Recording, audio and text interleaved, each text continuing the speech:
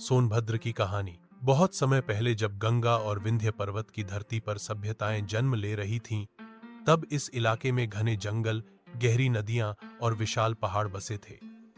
यही क्षेत्र आगे चलकर सोनभद्र कहलाया। स्थापना की झलक। आज का सोनभद्र जनपद उत्तर प्रदेश के दक्षिण पूर्वी कोने में स्थित है। इसे 1989 में मिर्जापुर जिले से अलग करके नया जिला बनाया गया। नाम पड़ा सोन नदी के कारण, जो इस इलाके की जीवन रेखा है।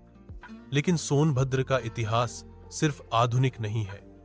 यह धरती बहुत प्राचीन और रहस्यमयी है।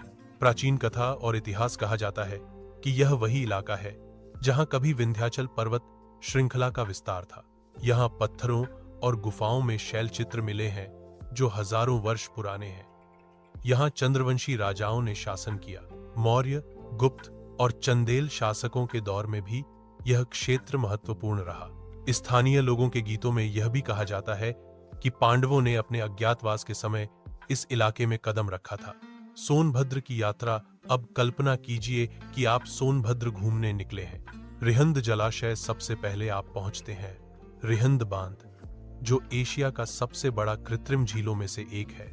नीले पानी में नाव चलाते समय लगता है जैसे आप किसी समुद्र पर हो। अगोरी किला, थोड़ा आगे बढ़ते ही घने जंगलों के बीच खड़ा मिलता है। अगोरी किला, यहां तंत्र मंत्र और साधुओं की रहस्यमयी कथाएं सुनाई जाती हैं। लोग मानते हैं कि यहां अभी भी अनसुलझे रहस्य छिपे हैं। मूचमुचिया और मुकाहा जलप्रपात। जंगल की गहराई में अचानक आप सुनते हैं पानी की गूंज। यह है सोनभद्र के झरने। मूचमुचिया, मुकाहा, दुधी और लखनिया दरी। इन झरनों का दृश्य बरसात में तो ऐसा लगता है जैसे आसमान से दूध बरस रहा हो।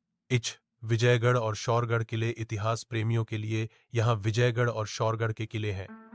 इन किलों की दीवारों में प्राचीन युद्धों और राजाओं की कहानियां कैद हैं। रॉबर्ट्सगंज। फिर आप आते हैं जिले के मुख्यालय रॉबर्ट्सगंज।